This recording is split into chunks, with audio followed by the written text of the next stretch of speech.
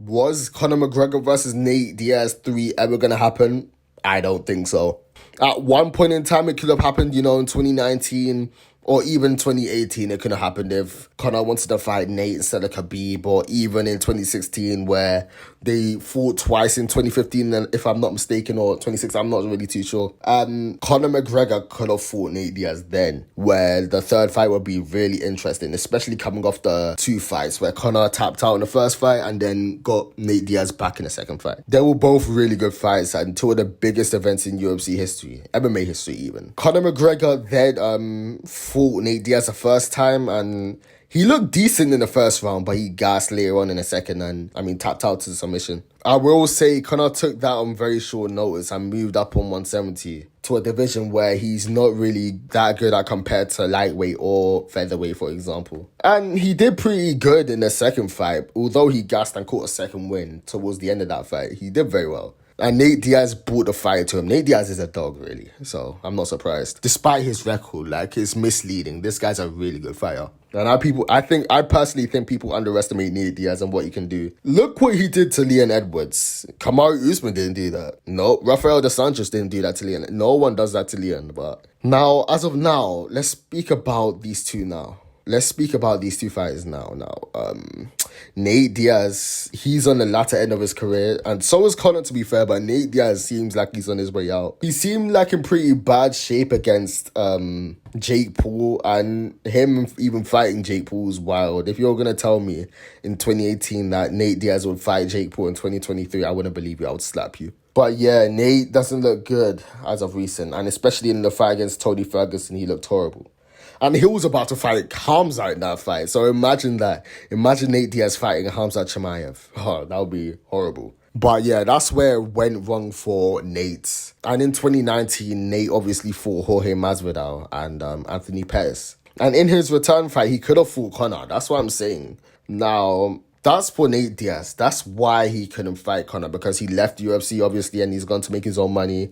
And presumably, he's going to chase other endeavors. I don't know what they will be, but hopefully he returns to UFC. And if he does, I will say something about that later on. But as for Conor McGregor, Conor's downfall ever since 2016, from when he rematched Nate Diaz and beat Eddie Alvarez, has been pretty sad to watch. And this is a contributing factor as to why he's not going to fight Nate for the third time. Let me explain.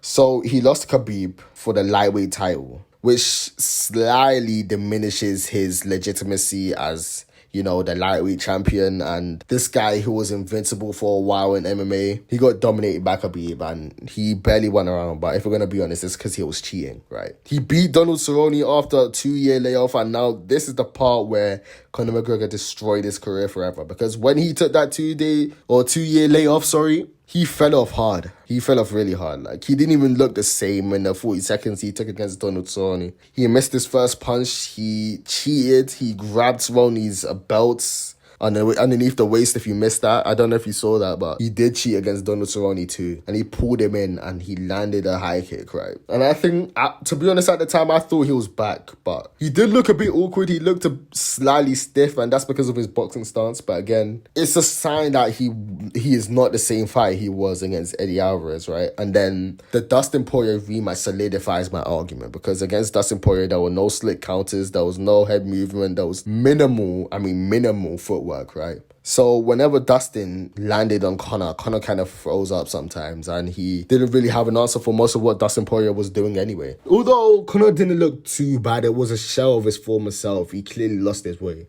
And in the third fight, he looked even worse. Both Conor McGregor and Nate Diaz went two completely different paths in this fight game, right? I don't think it's over for Conor McGregor or Nate Diaz, right? But I don't think they're going to fight each other, because as of right now, Nate Diaz is not even in the UFC, and Conor is currently on a 2-fight loss streak to the same guy who got knocked out by Justin Gaethje, who's the same guy who also lost to the same guy that fought for the UFC lightweight championship. So I don't know how much reach this third fight with Nate will have compared to the second and the first. The vibe will feel different because they're both slightly different, especially Conor. I feel like Nate Diaz has remained the same, to be fair, but Conor's slightly different. He's not really the same fighter he once was. But I still think if he approaches the fight the same way he approached Dustin the second time, he should have a comfortable time within the first 3-4 rounds. And if he secures those rounds, then it's over, right? They are just two completely different fighters and in stages of their career right now where, although it would be nice, like as a retirement fight for Nate or even Conor, to be fair, they could both retire after that because it is the tail end of their careers and they've accomplished great things within this sport. So I don't really expect anything less from these two. So it will be an honor to watch them to have one final battle. But yeah,